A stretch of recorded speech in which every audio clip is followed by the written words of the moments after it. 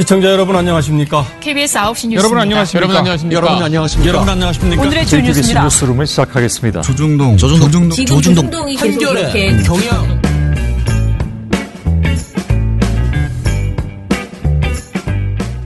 민원연의 미디어 탈곡기 316화를 시작하겠습니다. 네, 안녕하세요. 저는 민원연에서 사무처장을 맡고 있는 김원경입니다. 네, 김세옥입니다. 네, 배나은 활동합니다. 이정일입니다. 예, 내가 이정혜라는 거를 기다려줬습니다. 아유, 조마조마했네요. 아직도 이렇게 신뢰가 구축이 되잖아요. 아니, 그러니까 말을 안 하는 존재로 내가 자꾸. 방송한 지 1년이 넘었는데. 네. 그래도 늘 이렇게 뒤에서 이것만 만지고 있었기 때문에 예, 자꾸 제가 마이크가 있다는 사실을 잊어버립니다. 예. 처장님이 이거 사주셔서. 내가 사라고 주문을. 마이크 사주고 마이크 뺏고. 자, 오늘 저희가 굉장히 바쁜 날이라고 하더라고요. 그래서 또 녹음을 저희가 또 2개를 한꺼번에 해야 되는 날이기도 하고, 그래서 좀 빠르게 진행을 해보겠습니다. 먼저 오늘 그 노회찬 의원 연결식이 오늘 있어요. 그래서 저희 대표님도 오늘 오전에 거기 들렸다 오신다고 하는데, 제가 정말 고민을 했어요. 오늘 만약에 시상식만 없으면 저희도 오전에 그 연결식을 좀 같이 갔다가 좀 한 번은 그렇게 이렇게 공식적으로 같이 했으면 좋겠다라는 그런 생각이 막 들었는데, 오늘 저희가 녹음도 있고 시상식도 있고 너무 다른 일이 많아서요. 차마 그렇게 못했어요. 그래서 몇 명 아마 개인적으로 다녀오신 분들 많으실 거예요. 저도 어제 저녁에 엄청 피곤한데 할 수 없이 이게 오늘 안 가면 정말 후회하겠다라는 생각이 들어서 저녁에 갔었거든요. 갔는데 이제 거기에서 뭐 정의당 분들, 저는 모르지만 그분은 저를 알고 이렇게 인사를 해주시는 분들을 몇 번 뵀는데, 언론에 대한 그 분노가 되게 크시더라고요. 그래서 정말 울면서 제 손을 잡고 조선일보와 TV조선을 용서하지 않겠다 막 이런 얘기를 하셔서, 제 모르는 분인, 제가 그분은 모르는데 그분이 상중에 그런 걸 대응하는 게 부적절하다고 생각해서 꾹 참고 있는데, 어찌됐든 민원연이 보고서도 좀 내주시고 그래서 감사하다라고 하고, 그런데 분노가 너무 크다 지금 그렇게 얘기를 하셔서 듣다가 정말 눈물이 났어요. 예, 그래서 아무튼 저희도 좀 힘들긴 한데, 이게 지금 다뤄야 될 내용이 너무 많잖아요. 기무사도 그렇고 모니터 팀이 지금 해야 될 일이 너무 많아요. 그런데 어찌됐든 노회찬 의원 관련된 내용들 아직도 막말들이 계속 나오고 있고 하니까요. 좀 잘 지켜봐서 대응하도록 하겠습니다. 우리 아빠는 슈퍼맨이에요. 종편 막말 패널들도 퇴출시켰고요. 보도지침 책도 만들었고요. KBS, MBC 적폐의 사진도 퇴출시켰고요. 언론교육도 하고요. 매일매일 방송과 신문을 감시해요.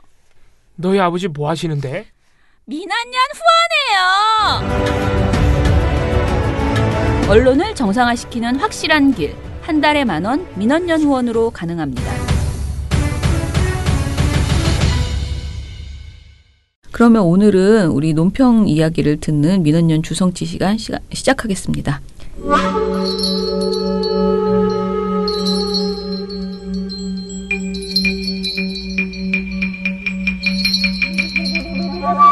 민원연의 주성치 남양 특집.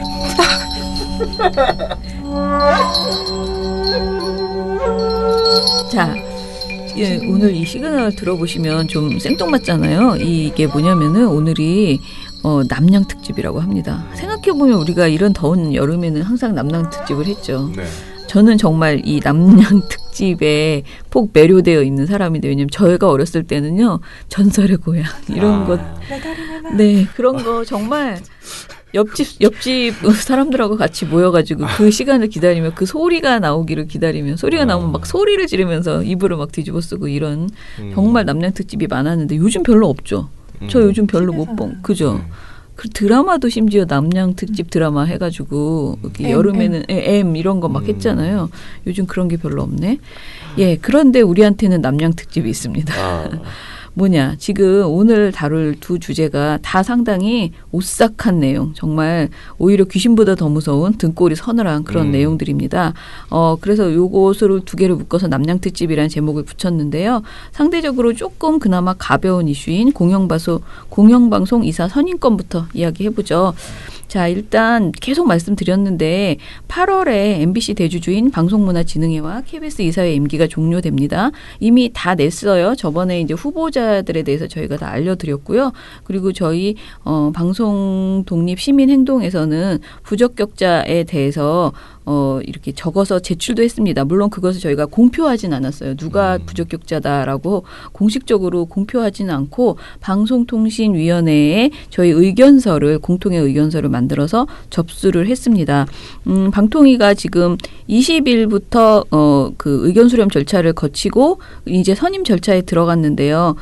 일단 현재까지 나온 주장은 이번 선임 절차가 별로다. 라는 의견입니다. 저희는 아주 많이 별로다. 아니 최근에 들어서 네. 뭐 이런 방통이나 네. 방심이나 보면 네. 한 거를 저희가 칭찬한 적이 한 번도 없는 것 같아요.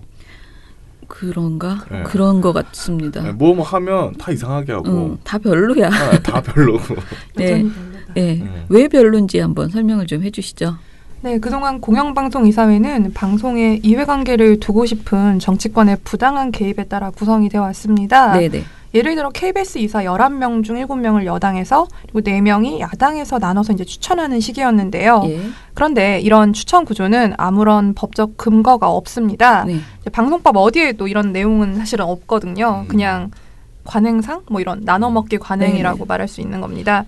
상황이 이렇다 보니까 공영방송 이사에 걸맞은 사람이 아닌 각 여야 정파의 이해관계 대변을 가장 최우선에 두는 그런 부적격 인사들이 이사로 선임되곤 했는데요. 네. 물론 이제 본인들은 아니라고 하지만 이들의 활동상을 본 저희 뭐 민원연이나 이런 세간의 평가는 본인들의 생각과는 사실 전혀 다릅니다. 네.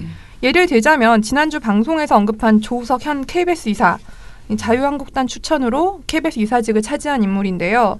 여튼 이런 이사회 구성 자체에서부터 이런 한계가 있다 보니까 공영방송 이사회가 이제 대주주인 방송사, 즉 KBS와 MBC의 자유와 독립을 보장한다는 가장 근본의 역할과 책무를 수행할 수가 없었습니다. 네네. 이 문제를 해결하기 위해 시민사회는 시민참여, 공개검증을 통해 이제 독립적으로 투명하게 방통위가 이사들을 선출해야 한다. 이렇게 지적을 해왔습니다. 예, 그러니까 저희 애초에 요구에서는 신고리 원전 때 국민 의견을 수렴하는 방식이 있었잖아요. 물론 그게 돈이 많이 들고 뭐 힘들었다 하지 그런 말들도 많아요. 그런데 그리고 또 어떻게 보면은 그것이 뭐 이렇게 큰 대단한 결론이 나온 것도 아니지 않느냐라고 하지만 사실 국민 의견을 그렇게 수렴하려는 절차를 거쳤다는 거, 수기의 시간을 가졌다는 거, 그게 굉장히 큰 의미가 있다라고 저희가 그때 교훈으로 받았고요.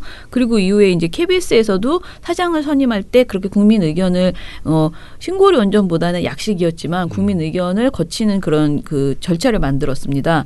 그런데 오히려 이번 방통위가 우리가 그런 것을 이번에도 해달라라고 요구를 했는데 완전히 무시하고 자신들이 그냥 알아서 할 테니 니네는 의견이나 줘라는 식으로 지금 왔거든요. 자, 그래서 우리가 이제 방통위에 대해서 어떻게 평가하고 있는지 좀 더 설명해 주세요. 방통위가 일단 후보자들에 대한 국민 의견 수렴을 받기는 했는데 이제 그 의견 제출 기한은 고작 5일에 불과했고요. 예.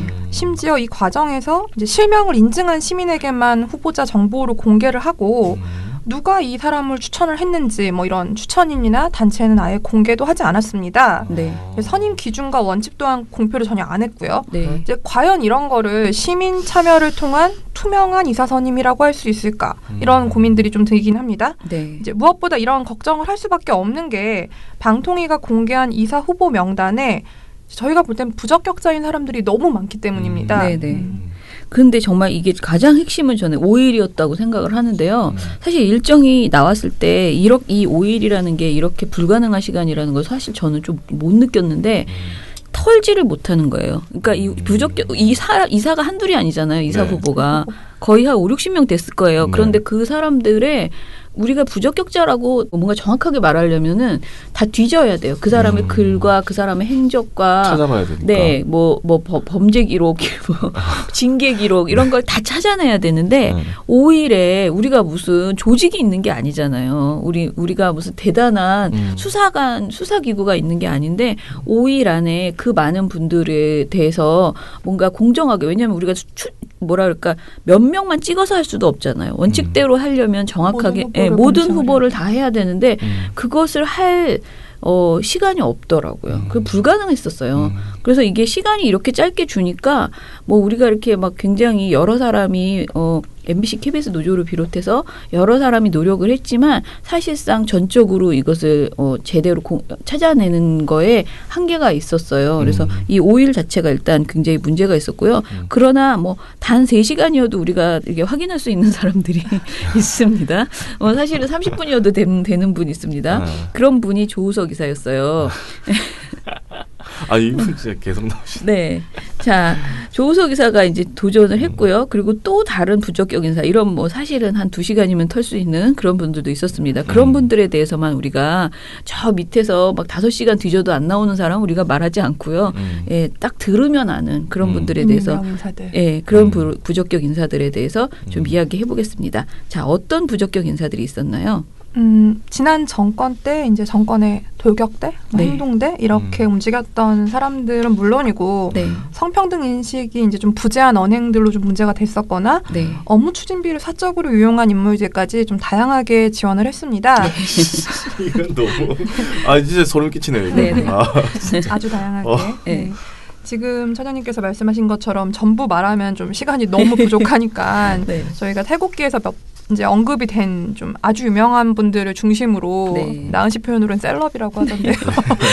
이런 분들을 중심으로 좀 언급을 해보자면요. 먼저 박문진 이사에 도전한 최규하 전 MBC 보도국장. 이제 이분은 장충기 전 삼성 미래전략실 사장 관련 문자에 등장해서 유명세를 널리 떨치고 이름을 남기고 이런 인물인데요. 보도국장으로 재직 중이던 2015년 그 장충기 사장을 이제 형님이라고 부르면서 형님. 콘서트 티켓을 보내줘서 정말 감사하다 이런 문자랑 뭐 귀한 선물 감사하다 이런 문자를 보냈었죠. 많은 걸 받으셨나 봐요. 그래서 그리고 이 외에도 뭐 노조에서 작성하고 막 이랬던 민실이 보고서를 찍거나 맞아. 취재 기자한테 욕설을 하거나 뭐 이런 좀 뭐 PD 수첩이나 뉴스 같은 약간 시사 고발 프로그램들에 대해서 사전에 검열을 하거나 폐지하려 했다 이런 논란들이 내부에서 굉장히 많았던 인물이었습니다. 즉 뭐 그러면서 노조 파괴 공작도 펼쳤다 이런 지적도 많이 받고 있는데요. 그리고 이분 외에 또 MBC의 또 다른 아나운서 이제 재직 당시에 아나운서 블랙리스트를 작성했다고 이제 알려지고 최근 이제 해고가 된 최대현 전 MBC 아나운서도 이번에 이분이 나는 제일 엽기적인 것 같아요. 박문진 이사 후보자 명단에 이름을 올렸습니다.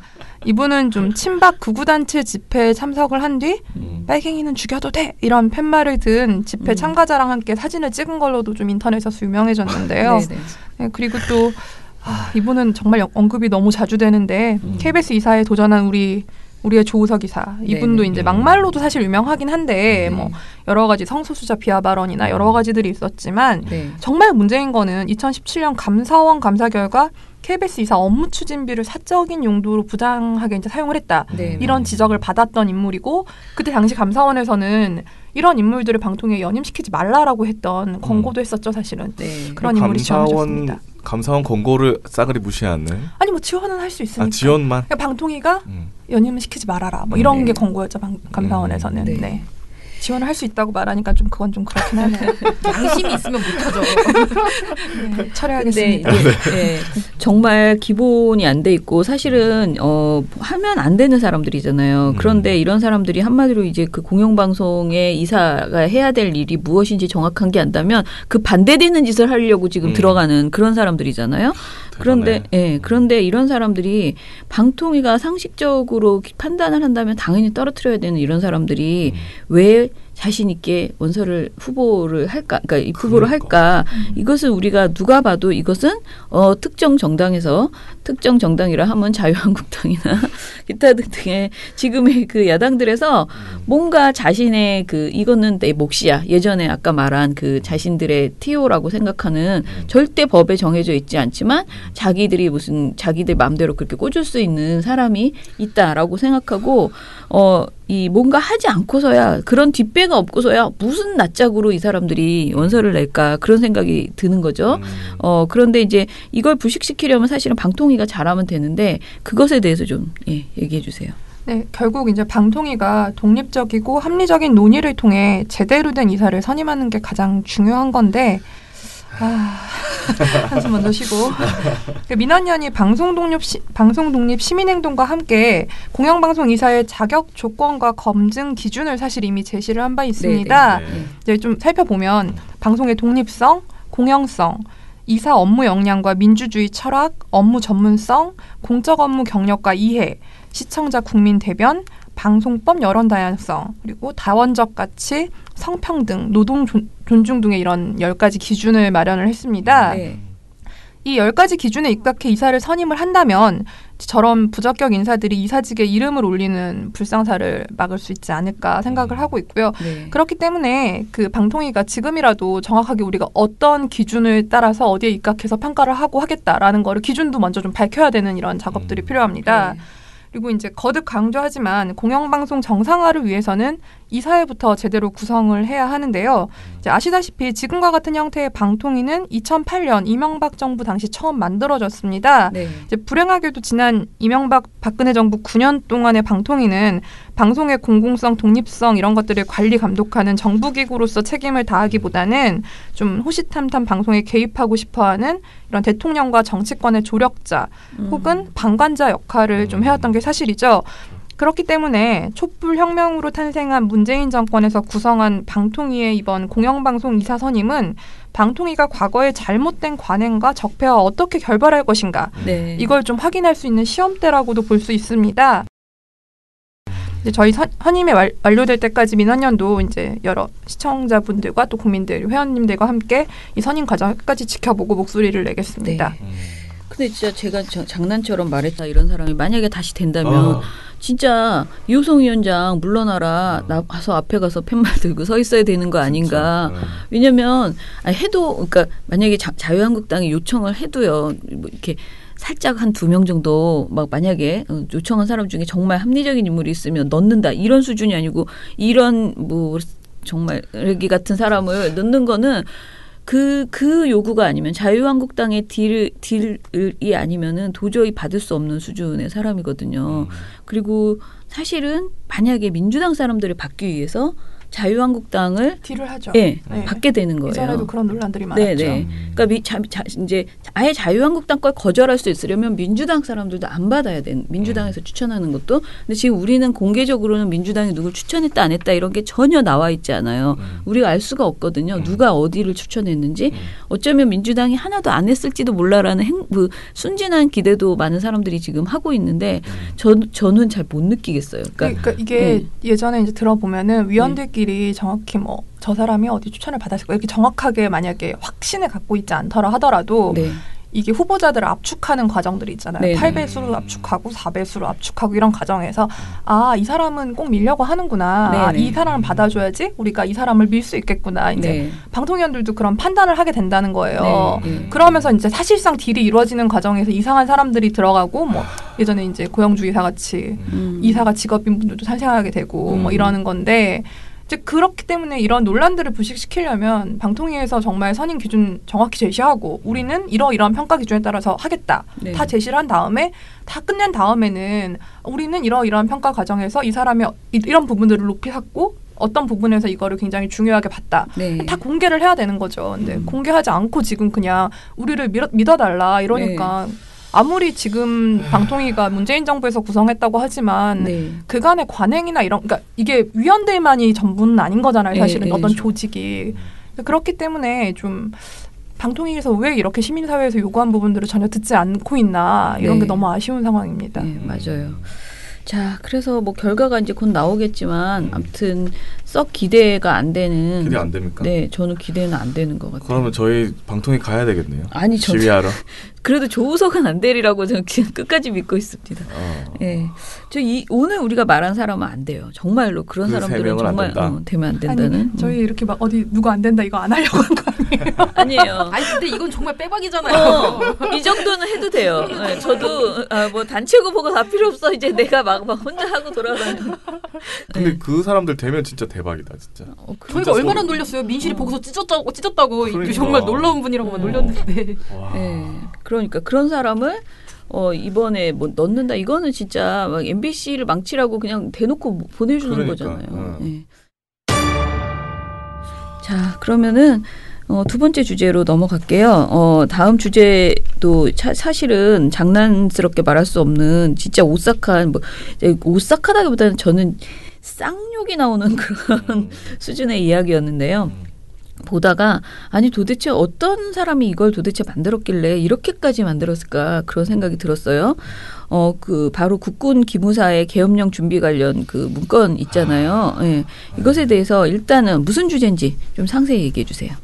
네, 지난 20일 청와대가 국군 기무사령부의 계엄령 대비 세부계획 그 일부 목차를 공개를 했죠. 네. 그리고 23일 국회 국방위원회에서 그 대비계획 세부 자료가 공개가 됐습니다. 네. 원문을 다 여러분 다 다운받아서 보실 수 있는데요. 네. 그 내용을 살펴보면 진짜 너무 무서워요. 그러니까 소름 끼칩니다. 네. 이게 처음에 의혹이 제기됐을 당시에는요. 저도 탄핵이 기각되면 그거에 대비해서 이제 시나리오를 한번 짜봤다. 그래서 그런 어떻게 그걸 시나리오를 짜볼 수 있어. 나쁜 놈들 막 이렇게 생각을 했었는데요.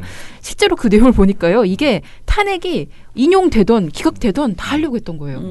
그냥 그거는 결과는 중요하지 않은 거예요. 그래서 보면은 문건에 계엄 선포 결심 조건이라는 별도의 점검표가 있는데 여기 내용을 보면 탄핵 소추안 결정 기각 또는 인용이 다 됐을 때 이후 집회 시위가 확산되고 있을 경우 이 짓거리를 할 수 있다. 이렇게 정해놓은 거예요. 근데 그 당시에 박근혜 전 대통령 탄핵이 인용된 상황에서 만약에 탄핵 반대 세력이 박폭력 시위를 앞에서 해. 그럼 계엄할 수 있게 했다는 거예요. 그래서 그렇게 쇼를 막 하고 그랬나 봐. 그러니까 막 얼마나 일어나 막 국군 뭐 일어나라 막 이렇게 했잖아요. 근데 더 무서운 거는 기무사가 과격 그 태극기 그 집회 시위를 배후에서 지원했었대요. 라는 그 의혹이 지금 현재 막 나오고 있죠. 혐의를 받고 있죠. 그러면 이미 판을 다 짜놓고 있었다는 겁니다. 그래서 너무 소름이 끼쳤고 세부 실행 계획을 보면 계엄령이 국회 표결로 해제되지 않도록 국회의원도 잡아들이고 여의도 광화문에 뭐 다 탱크도 투입하고 하는 방까지 담겨 있었다고 해요. 근데 제가 더 특히 소름 끼쳤던 건 기무사가 언론을 손에 넣고 검열할 계획까지 수립했다는 점입니다. 그렇죠. 원래 정권을 잡으려면 언론을 손에 넣어야 되거든. 이거는 상식이니까 할 생각은 맨날 하죠. 그리고 사실 우리 일단은 전두환이 있잖아요. 전두환이 우수한 전두환이 모범을 보여줬잖아요. 예. 그런데 이번 그 계획은 전두환보다 더 세더라는 그런 지금 이야기거든요. 자, 우리가 이제 알다시피 1980년 전두환 신군부가 보안사 그때 이제 허문도 막 이런 사람들이 나타나가지고 도대체 이번에 쓴 사람은 제2의 허문도라는 생각이 좀 들거든요. 그런데 이제 굉장히 언론 통폐합을 하고 그리고 강제 좀 조금이라도 글을 좀 제대로 쓴 사람은 강제 해직시키고 그리고 보도 지침 우리가 잘 알고 있는 기사를 다 하나하나 검열해서 제목과 크기와 내용을 다 그렇게 하다라는 이런 그 짓을 했거든요. 그런데 이번에 나온 계획은 어땠는지 설명해 주세요. 네, 이게 그때랑 거의 그때의 그 정신을 그대로 이어받아서 또 하려고 했다 그런 느낌이 드는 게요. 기무사가 계엄 선포 이후에 언론 통제를 위해서 보도 검열단을 일단 구성하고 합동수사본부에서 언론 대책반을 편성 운영하려고 했다. 또 어떤 대책을 세웠겠습니까? 거기서 계엄 선포와 동시에 적용할 언론, 출판, 공연, 전시물에 대한 사전 검열 공고문 그리고 이게 너무 소름 끼쳤는데요. 각 언론사별 계엄사 요원 파견 계획을 다 마련했다고 합니다. 야, 그래서 진짜 똑같이 하네. 네, 그렇죠. 우와. 계엄사 보도 검열단 9개반을 편성해 9개반. 신문갑판, 방송통신. 매체가 늘어났거든. 네, 그렇죠. 인터넷 매체도 생기고 마련했으니까. 그리고 간행물 견본, 영상 제작품 원본을 다 제출받아서 사전 검열을 좀 하려고 했었어요. 우와. 그리고 아까 말씀드린 것처럼 요원을 이제 보낸다고 했는데 22개 방송. 26개 언론, 8개 통신사와 인터넷 신문사 이제 그 다수 매체에 통제 요원을 다 편성을 해서 보도를 통제하려고 했고요. 그리고 이것도 좀 매체 파급력을 고려를 해서 큰 매체, 파급력이 큰 매체에는 통제원을 더 많이 보내고 뭐 이렇게 해서 운영을 하려고 했다고 합니다. 이게 진짜 세세하게 작성됐다는 게 어떤 면에서 보이냐면요. 검열 시간하고 장소가 다 정해져 있어요. 아, 진짜? 네. 구체적으로 석간신문은요. 매일 오전 5시부터 정오. 조간신문은 매일 오후 3시부터 10시, 주 월간지는 매일 오후 1시부터 3시, 방송통신 인터넷은 수시로 검열한다. 이렇게 되어 있었다고 해요. 거의 무슨 자기들이 가지고 있는 그 군인들을 다 지금 언론사에 쫙 뿌려가지고 다 들어가서 검열하고 그런 요원으로 지금 쓰려고. 그러니까 이 정도 22개 방송과 26개 언론 8개 통신사를 몇 명씩 집어넣는다고 생각해보세요. 또 우리 군인 지금 모자라니까 더 충원해 주세요. 이런 소리 하게 생긴 수준이에요 지금. 그런데 이 보도지침을 거부한 매체에 불이익을 주는 내용이 혹시 있나요?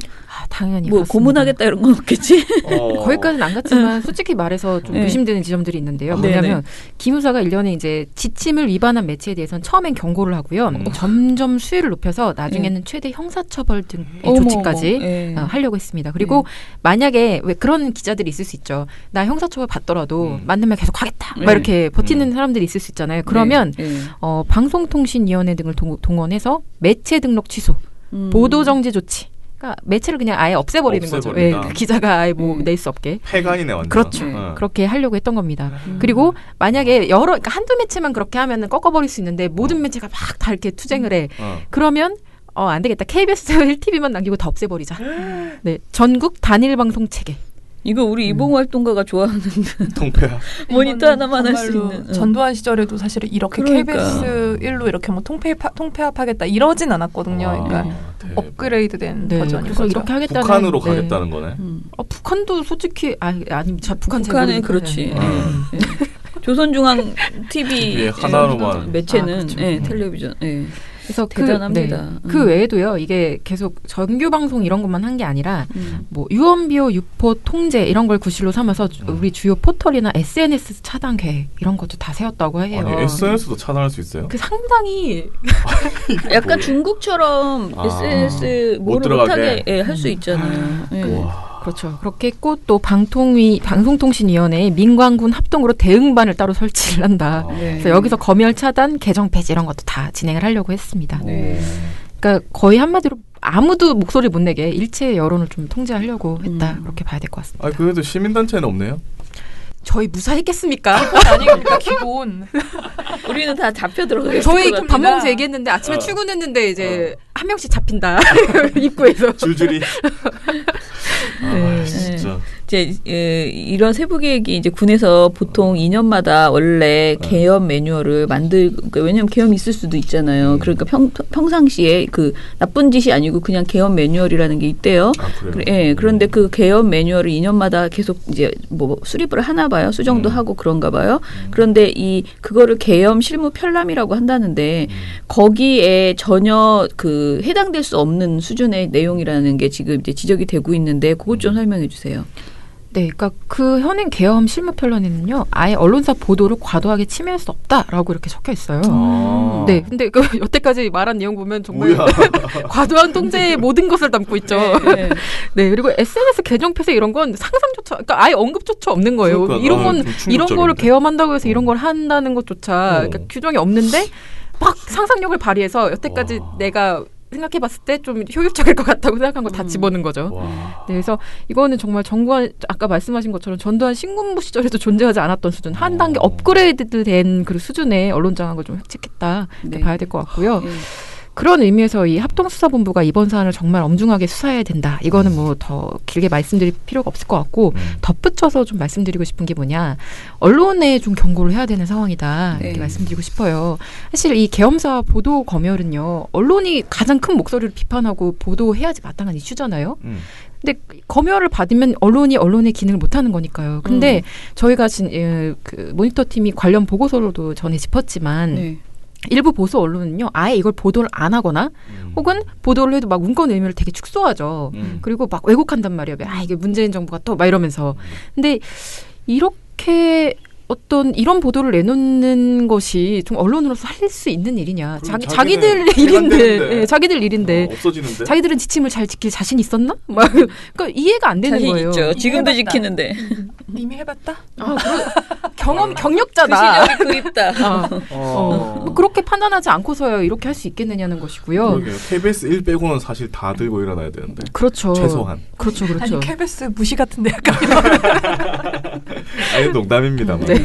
그래서 어떤 보도 지침이라는 그 야만이 통제하는 시대로 다시 이제 좀 회귀하지 않으려면 이제부터라도 여태까지는 좀 계속 침묵하고 제대로 보도 안 했더라도 이제 전문 나왔으면 정신 차리고 좀 제대로 된 보도를 내놔야 되는 시점이다. 좀 그렇게 생각하고 있습니다. 네.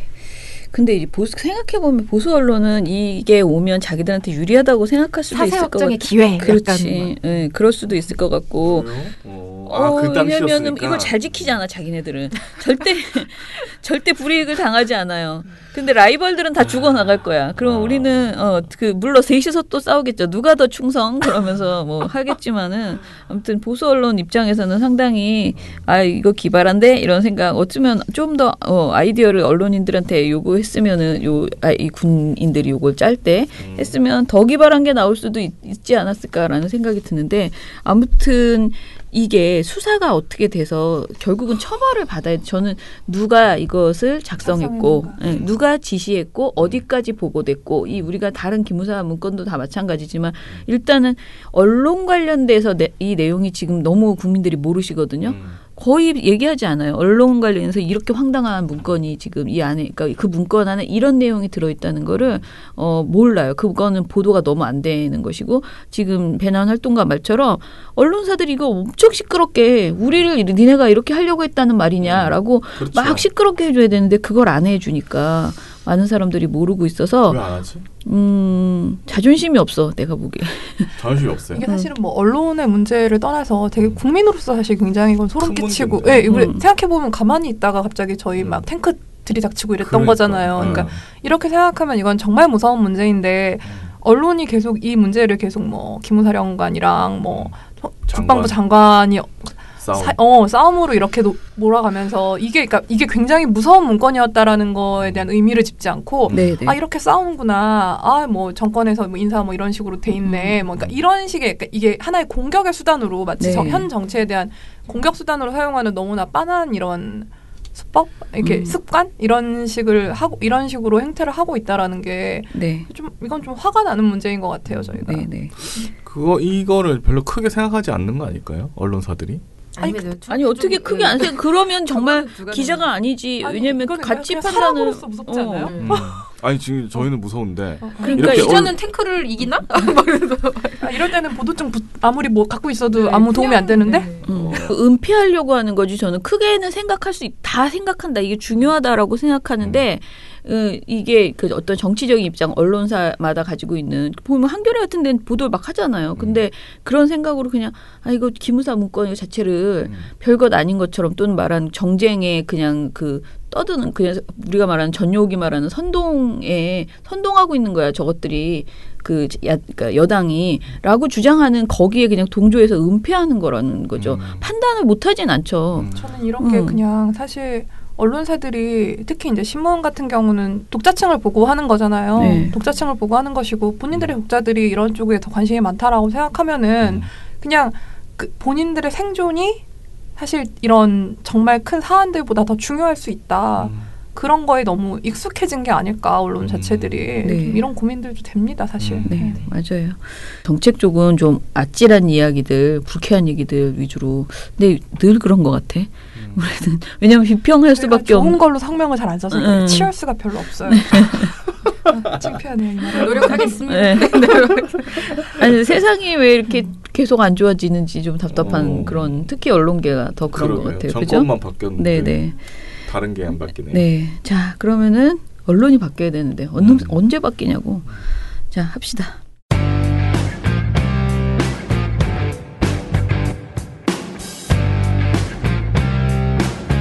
왜 시민단체와 진보 언론은 아직도 조중동이냐고 뇌까리는 언론학자들이 있다. 최저임금 케이스를 보라. 자영업자들 부추기는 보도를 보라. 세월호 참사 재판 결과 보도를 보라. 부동산 관련 보도를 보라. 재벌 감싸기 보도를 보라. 한국의 경제 상황을 과장하는 보도를 보라. 일본 경제, 아베 정부를 칭송하며 규제 완화, 법인세 인하, 정부 비판으로 이끌어가는 저 끈질김을 보라. 끝까지 한반도 평화에 어깃장을 놓고야 말겠다는 뜨거운 전의를 보라. 노회찬 의원의 죽음에 대한 비하와 조롱의 뉘앙스를 보라. 왜 아직도 조중동이냐고? 박근혜가 1년 전쯤 청와대에 있었다. 한국민은 이명박에 당하고 또 박근혜를 뽑았다. 왜 아직도 조중동이냐고? 한가한 소리들 하고 있다. 뉴스타파 최경영 기자의 페이스북 글입니다.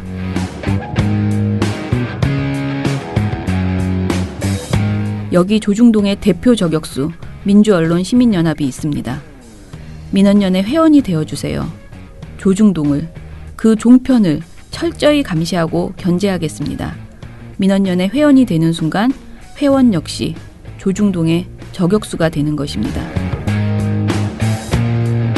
문의 전화는 02-392-0181입니다. 자, 레이니칠세님, 오늘 방송도 잘 들었습니다. 아니, 솔직히 잘 들었다는 표현은 잘못된 것 같네요. 퇴근하면서 듣는데 시방이 내용부터 시작해서 서서히 분노가 치밀어 오르다가 타살설 보도한 MBN을 듣고는 욕이 나오면서 눈물이 나더군요. 라고 했습니다. 예, 이건 단순히 방송의 영역이 아니라 사회 구성원으로서 인간이 가져야 하는 최소한의 것들도 지키지 않은 이들입니다. 하셨어요. 예, 그리고 저에게 처장님이 위계의 의안이라고 하셨는데 위계가 아니고 위력이 올바른 표현이라고 합니다. 법정 용어로 위계는 사기를 의미하는 것이라고 합니다. 하셨어요. 이거 맞나? 나도 모르겠네. 확인도 안 해봤네. 네. 예, 그러면은 다른 내용 좀 읽어주시죠. 네, 다음 트러스트 노님 댓글인데요. 네. 고 노회찬 의원 관련된 기사를 보는 것이 이제 점점 무서워지려고 합니다.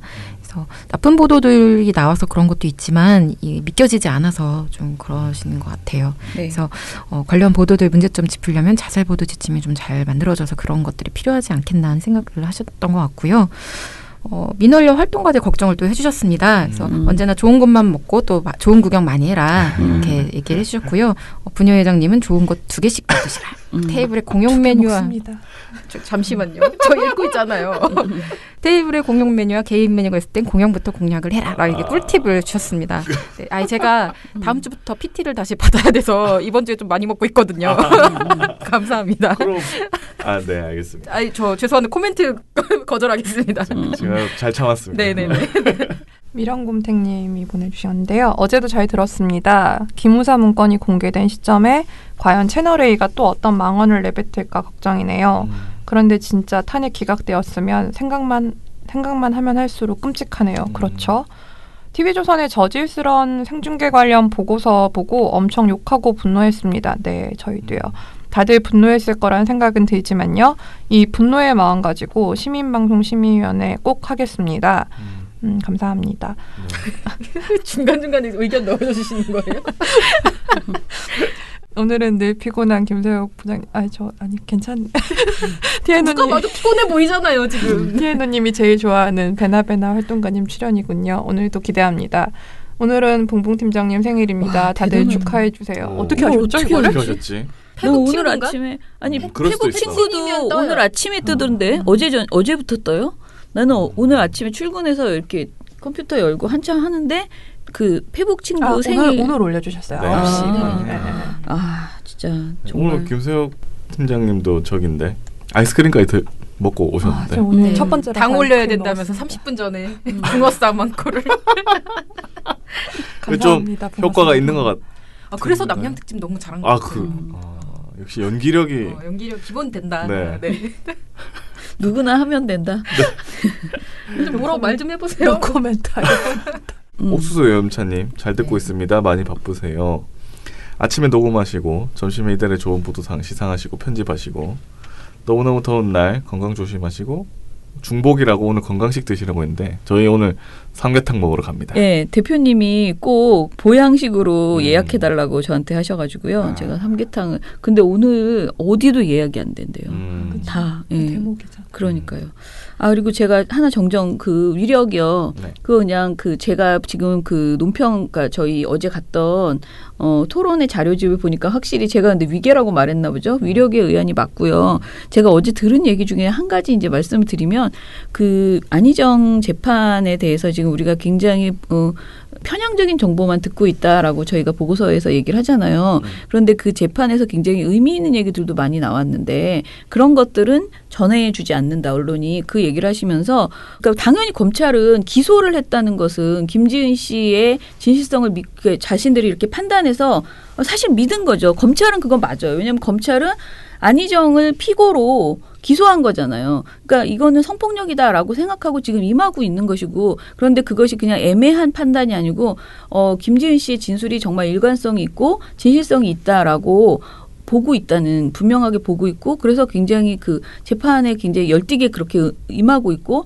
재판관 역시 그것을 이렇게 보는 것에 대해서 굉장히 신중하게 김지은 씨의 그 진술에 대해서 이렇게 하고 있는데 우리가 보는 그 언론으로 인해서 이렇게 우리가 마치 중계를 지금 받고 있는 기분이잖아요. 근데 우리가 접하는 정보들은 그렇지 않은 정보들. 일방적으로 안희정 씨 측에 유리한 정보만 우리가 이상하게 다 받게 되는 이상하게가 아니고 애초에 비공개라는 비대칭 구조도 있지만은 보도 자체가 너무 선정적으로 나가면서 그런 내용만 계속 보게 된다는 그 이야기를 거듭하더라고요. 그래서 그 부분에 대해서 사실 이제 재판이 이제 끝났잖아요. 그러니까 그 공판이 끝났어요. 이제 결심만 남았는데 그런 상황에서 이 언론 보도에 대한 그래서 언론 보도로 인한 여론몰이 이런 것들이 좀 성숙하게 되어야 된다라는 그런 걱정을 많이 하시더라고요. 예. 언론만 약간 사람들의 생각이나 이런 생각들은 나아가고 있는데 언론이 계속 과거의 프레임에서 벗어나고 싶어하지 오히려 않는다 이런 느낌이 좀 많이 들어서 네. 이번 건을 보면서 지금 현재 언론들이 자기네들 스스로 어디 위치에 있는가를 좀 스스로 돌아봐야 될 때가 아닌가 이런 생각이 좀 많이 듭니다. 네. 어제 토론회에서 프레시안의 전원기의 기자가 취재를 오셨다가 저희 방송, 그러니까 저희 토론을 다 듣고 나서 마지막 질문을 하는 과정에서 우리가 지적한 언론의 문제는 맞다. 언론이 굉장히 편향적인 보도를 하고 있다. 그런데 그 이유가 상업적인 목적이냐, 뭐 여러 가지 이유가 있을 것이다. 뭐 애초에 법원이 공개를 그렇게 이렇게 한쪽의 증언만을 공개하고 있기 때문이다. 별별 별명이 다 있잖아요. 근데 본인은 기자들이 믿고 있다. 안희정이 이길 것으로 판단하고 있다. 믿는다는 건 좀 너무 심하고 판단하고 있다. 지금 이 재판은 김진 씨가 진다라고 판단하고 있다. 이것에 대해서 어떻게 생각하느냐 이렇게 물었어요. 근데 전 사실 재판에 한 번도 가본 적이 없고 그 다른 주장이 무엇인지도 모르잖아요. 그런데 재판을 취재했던 특히 취재하지 않고 기사를 쓰는 분들도 굉장히 많잖아요. 정말 매번 법원에 가지 않잖아요. 그런데 그냥 그분들의 증언만을 가지고 지금 나오는 뭐 몇몇의 증언만을 가지고 자꾸 이거는 위력을 인정하지 않을 것이다. 법원이. 이런 생각을 기자들이 하고 있다는 거예요. 그래서 기자가 하는 그런 말을 들으니까 저 사람들이 진짜 상업적인 게 아니고 진짜 믿나?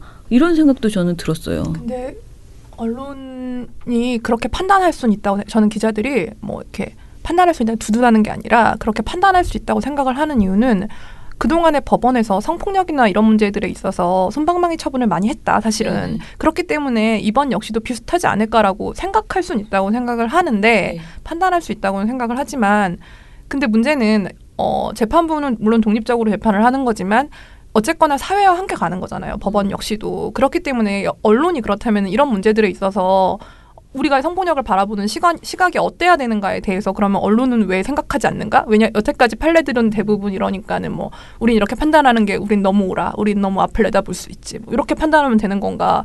좀 지금 사장님 말씀 들으니까 약간 제가 빡침 게이지가 좀 지금 올라가고 아니 있는데. 정말 저도 그날 굉장히 여러 가지 이야기를 들었는데 좀 답답했어요. 그리고 뭐 심지어는 어떤 여성단체 그 굉장히 유명하신 활동가님께서는 가이드라인 만들어서 뭐하냐, 뭐 해서 뭐하냐, 뭐 맨날 이런데 우린 맨날 이렇게 뒷북만 쳐야 되냐, 구체적으로 전략을 짜서 어떻게 해야 되냐라고 하셨는데 저는 제가 할 수 없기 때문에 제가 말씀드린 건데 이번 보도 있잖아요. 지금 문제적인 보도를 제발 이 대책위에서 김지은 씨 이름으로 다 고소해달라 보도를. 그러니까 그 언론중재위로 다 넣어달라 모조리. 그러니까 방심위로 넣는 거 말고 그냥 다 명예훼손이나 이런 걸로. 예.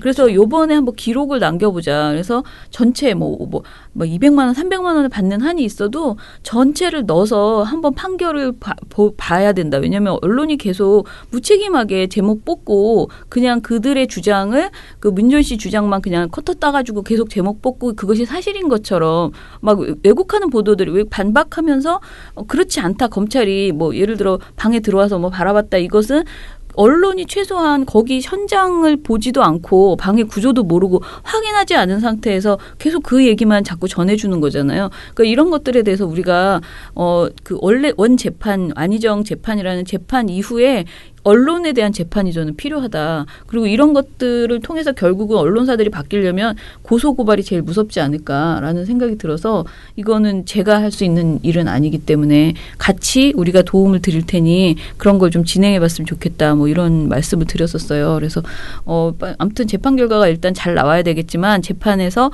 김지은 씨가 승소하더라도 사실은 언론으로 인해서 너무나 큰 피해를 받기 때문에 언론 재판이 반드시 같이 갔으면 좋겠다라는 생각이 듭니다. 네, 그럼 오늘 방송 이것으로 마무리를 할게요. 저희가 또 내일은 아시다시피 민원연 소식, 민원연 또 까먹었다. 톡톡톡. 주성치만한 임팩트가 없습니다. 안 외워져 그럼. 잊혀집니다. 그런 거. 자, 민원연 소식, 민원연 톡톡톡으로 찾아뵙겠습니다. 민원연의 미디어 탈곡기는 내일도 열심히 털어드리겠습니다. 탈탈탈. 안녕.